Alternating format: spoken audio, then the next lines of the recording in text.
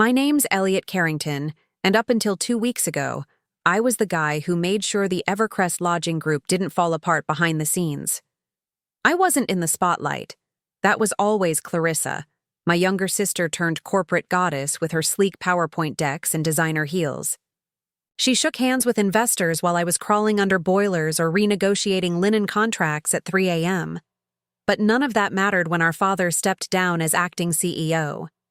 11 days into her reign as president, she called me into her office, a place that used to be our dad's, now remodeled in beige leather and polished steel, very magazine spread, very cold. She didn't waste time. Elliot, the board and I agree. We need fresh leadership energy. It's time for change. Just like that. No preamble, no appreciation. 15 years of running operations across 9 properties, and I was being handed a manila envelope with my severance paperwork. Replacing me? A so-called hospitality transformation expert from Hilton who once wrote a best-selling LinkedIn post about maximizing guest synergy. I didn't even get a handshake. Clarissa just watched me pack my things like I was a temp whose badge expired. She even made a jab about how the business has outgrown its maintenance roots. I bit my tongue. Hard. But I couldn't help, glancing at the black and white photo on my desk, me and our grandfather standing in front of our very first motel in Monterey. He built the bones. I kept them standing. Clarissa? She painted the damn lobby. Before I left, I looked her dead in the eye and said, "Best of luck with Seaside Havens Plumbing. The replacement compressor you ignored during budgeting season is going to fail in about 3 weeks." Her smirk faltered for just a second. I walked out without slamming the door. Didn't need to. She'd just made the biggest mistake of her career. And I didn't have to lift a finger to prove it. Not yet, anyway. Clarissa thought she'd won. Thought she'd cut the dead weight and elevated Evercrest into its next glittering phase. What she didn't know, and what I never intended to share, was that 5 years earlier, during a rare father-son lunch at a beat-up steakhouse in Reading, our dad leaned over his scotch and muttered something that stuck with me like gospel. "Elliot, the hotel business rides on land it doesn't always own. But land? Land doesn't care about recessions. That's where the real power is." At the time, I'd just flagged a line item in our annual audit. 3 of our most profitable properties, Santa Rosa, Reno, and Monterey, were all operating on long-term leases, not company-owned lots. The original landlords were elderly, the leases were outdated, and no one, except me, seemed to be paying attention. So while Clarissa was busy doing TED Talks and posing for glossy industry mags, I was sitting in county records offices, negotiating with heirs and paying attorneys, out of my own savings. Within 6 months, through a shell company I set up called EC Holdings, I quietly acquired the land under all 3 properties. No press releases, no champagne. Just documents, signatures, and locked filing cabinets. I kept the lease terms exactly the same. No rate hikes, no drama, because I wasn't looking to pull a power move. I was protecting the only part of our family business that still felt like mine. The company kept paying rent like clockwork, never realizing those payments were being funneled straight to me. Not Elliot Carrington. Just some faceless entity, with a corporate P.O. box and a pristine paper trail. Clarissa, naturally, never read the fine print. During one quarterly meeting, she even breezed past the property expenses while bragging about our strong vendor relationships. I had to bite the inside of my cheek to keep from laughing. That's the thing about being underestimated for so long. You start to see it as a shield. Let them think you're slow, unambitious, obsolete. Meanwhile, you're stacking cards behind the scenes. So when she cut me loose, I didn't fight. I didn't grovel. I just walked away, knowing the clock was ticking. In 3 months, those sweetheart leases would be up for renewal. And this time, EC Holdings wouldn't be so generous. She'd fired me from the company, sure. But she didn't realize I still owned the ground beneath her 3 crown jewels. And when the floor gives out, well, the whole empire starts to shake. 3 weeks after Clarissa fired me, the cracks started showing, literally. At Seaside Haven, the Monterey property I warned her about, guests began posting photos of flooded hallways and peeling ceiling paint on TripAdvisor. The new consultant she brought in, the Hilton hotshot, started slashing payroll and extending supplier contracts to the lowest bidders. Housekeeping was down to skeleton crews, the linen quality tanked, and I heard through a former maintenance guy that one elevator had been stuck on the 3rd floor of the Reno property for 2 days straight. Clarissa, of course, stayed in denial mode. She was too busy staging influencer brunches and posting CEO mindset captions on LinkedIn while her empire rotted from the foundation up. Then came the insurance debacle. I heard about it from Miguel, our longtime operations manager, who still texted me updates from the inside. Apparently, Clarissa tried updating Evercrest's property insurance across all locations. Simple admin task, right? Except the underwriters flagged a discrepancy. The ownership records didn't match Evercrest's filings. The land under Santa Rosa, Monterey, and Reno didn't belong to the company. It belonged to EC Holdings. And someone finally asked the question no one had before. Who the hell owns EC Holdings? It took about 5 hours for the name Elliot Carrington to hit her desk. That evening, around 7 p.m., my phone lit up with an incoming call from her. I let it ring out. A minute later, another. Then a text. We need to talk. Tomorrow morning. My office. 9 a.m. I didn't reply. At 8:15 the next morning, there was a knock on my apartment door. I didn't answer that either. Eventually, I got an email. More formal, more desperate. This land situation is creating confusion with our vendors. We need to clarify roles and documentation. Please respond so we can resolve this civilly. I sent back one line. Everything you need is in the lease files. Nothing to resolve. The silence that followed was deafening and delicious.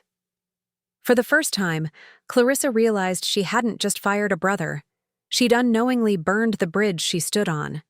The ground under her 3 flagship hotels didn't belong to her. It belonged to the man she'd dismissed, like outdated tech. And now? I wasn't just holding the cards. I was the table. Let her sweat. Lease renewal was coming. And this time, EC Holdings was charging full market rate. A few days after our civil email exchange, I got curious. Too curious to ignore it. I drove down to the Sonoma County Recorder's office, just to double-check everything was airtight. On the EC Holdings side, I wasn't expecting to find anything new, but as I scrolled through the public filings, a familiar name caught my eye on a recently submitted permit application. Clarissa Montgomery. Her married name. I hadn't seen it in years. The application was for a development project just outside Santa Rosa, a proposed luxury hotel and spa under a company I'd never heard of, Karen Lux Ventures. The rabbit hole widened fast. Within hours, I uncovered 3 more filings, all in cities where Evercrest had flagship properties, all under Karen Lux, all approved within the last 2 years, and all aiming to break ground on high-end boutique hotels that, how convenient, matched Evercrest's style down to the tile choices. I cross-checked the business entity. Guess what? Clarissa was the sole proprietor. Her name was on every permit, every land survey, every investor form. And the email domain for Karen Lux? Registered 6 months before she fired me. That's when it hit me. She didn't just fire me because I was outdated. She fired me because I was in the way. Clarissa's grand plan wasn't to modernize Evercrest. It was to cannibalize it. She'd gut the company from the inside, declare that the properties on leased land were no longer financially viable, and pressure the board to sell them off. Then Karen Lux would swoop in, acquire the buildings at a discount, and she'd crown herself CEO of a shiny new chain built on the bones of the one Dad started. Of course, there was one major wrench in her masterstroke: me. I owned the dirt under her golden properties, and she couldn't make a move without dealing with EC Holdings first. I forwarded everything, every permit, every zoning application, every LLC registration, to Patricia, my lawyer. "We've got her," I said. The betrayal was surgical. She'd smiled through family dinners, shared childhood stories on stage at company anniversaries, all while plotting to erase our legacy and replace it with her personal brand. It wasn't ambition anymore. It was theft, dressed in a pantsuit. She thought she'd outgrown Evercrest, but she'd forgotten something critical. She'd never built a damn thing from scratch. She didn't know what a corroded boiler smelled like. She'd never fixed a broken linen contract or sat up with front desk staff during a power outage. She built empires in slideshows. I built mine in foundations. And now, those foundations had her cornered. I never thought the place I poured my heart into for 14 years would toss me aside like yesterday's news. But here we are. My name's Jessica Langdon. I'm 41 years old, and up until a few months ago, I was the senior veterinarian at Oakwood Animal Clinic, a small, tight-knit practice in Lexington, Kentucky. It wasn't just a job to me. It was my second home, my family, my life. I'd walked countless owners through puppy vaccinations, late-night emergencies, and heartbreaking goodbyes. I'd skipped holidays, canceled vacations, stayed late without complaint, because Oakwood wasn't just where I worked, it was where I belonged. When Dr. Harrington, our beloved founder, announced he was retiring and selling the clinic, we were nervous but hopeful. He promised us that Brightpaw Veterinary Partners, the corporate giant buying us out, valued our community-first philosophy. "They understand what we've built here," he said over a bittersweet farewell dinner. I wanted to believe him. God, I needed to believe him. Because Oakwood wasn't brick and mortar. It was relationships, trust, history. It was us. 3 weeks after the sale finalized, reality punched me in the gut. I got called into a transition meeting with Brian Hayes, the new regional manager, a man who looked like he belonged more on a yacht in Miami than inside a vet clinic.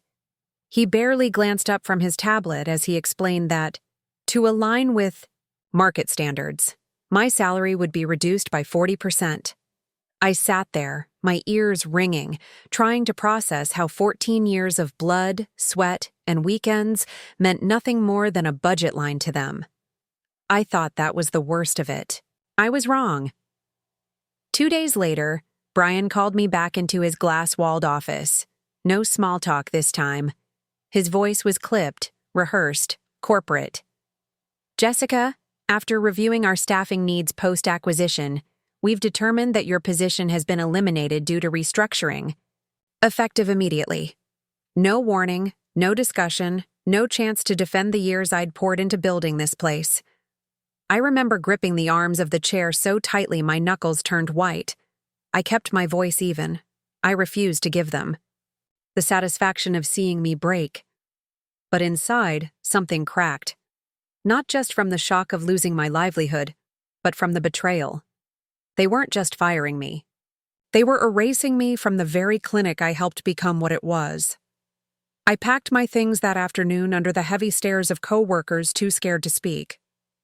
Valerie, our receptionist of 12 years, hugged me silently. Thomas, the new vet, looked like he wanted to say something but didn't. I didn't blame them. Fear hung over that building like a thundercloud.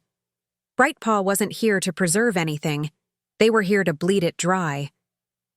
As I stepped outside, box in arms, the spring air felt too sharp, too cruel. I looked back once at the Oakwood sign, above the door. 14 years of loyalty, compassion, sacrifice, all wiped away in a 10-minute meeting.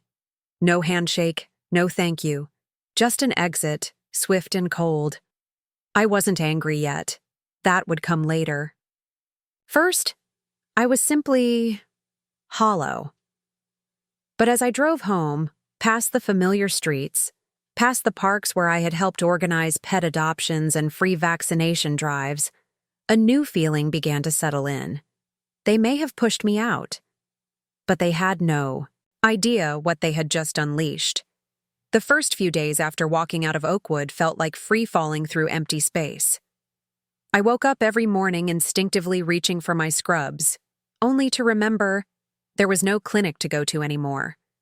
My phone was strangely silent, and in that quiet, doubt crept in. Had I thrown everything away? Had I made a mistake trusting loyalty would ever mean anything in business? Then, slowly, the cracks of that self-doubt started to fill in, not with bitterness, but with something stronger.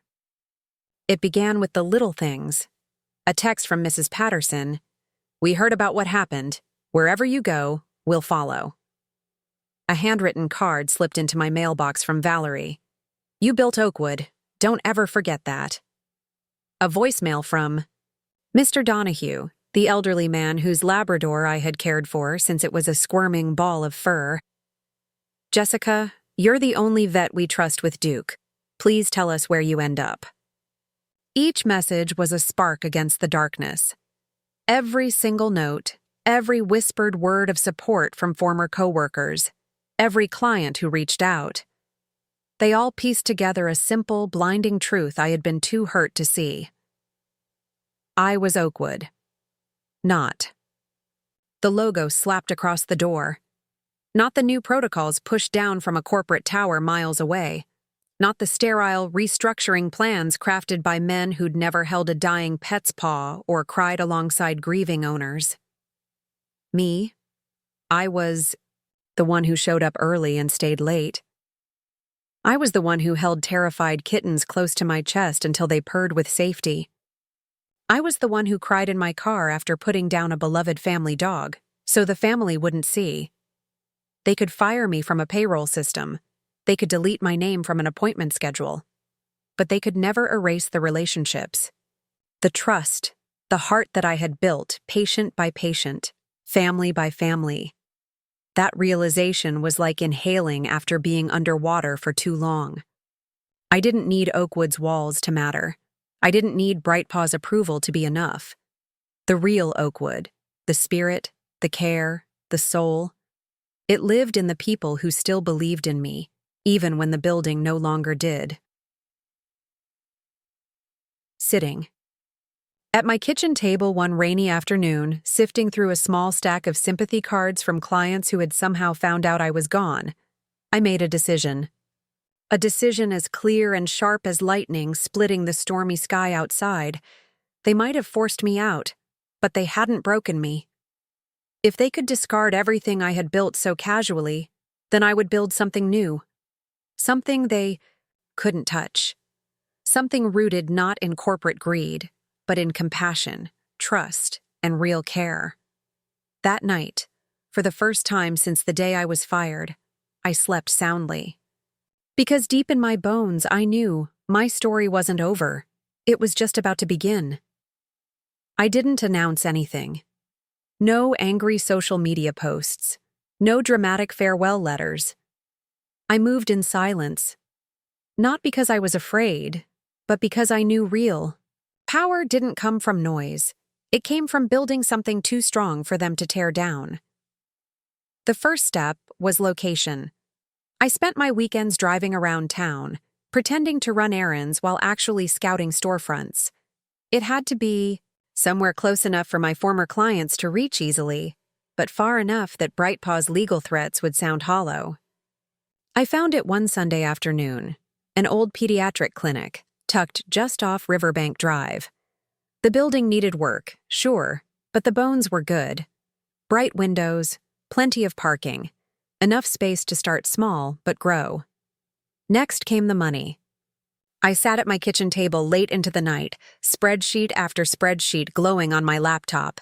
Equipment, permits, insurance, salaries, it all added up faster than I liked. But after 14 years of living frugally and saving whatever I could, I realized I could do this, barely. And if I needed more, the local bank, where the manager had been bringing his golden retriever to me for checkups for a decade, seemed more than willing to help. Supplies were the easy part. I had built relationships with vendors over the years, and when word quietly spread that I might be starting something new, More than one rep reached out discreetly.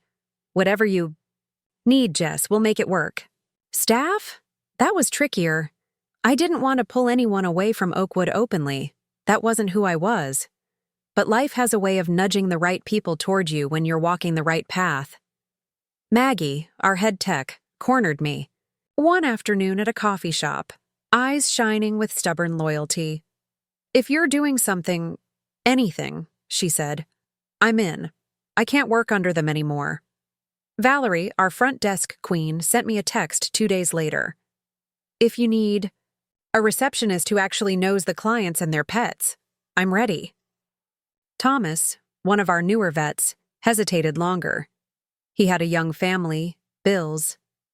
But eventually, over beers at a dim bar, he looked at me and said simply, My patients trust me because of you.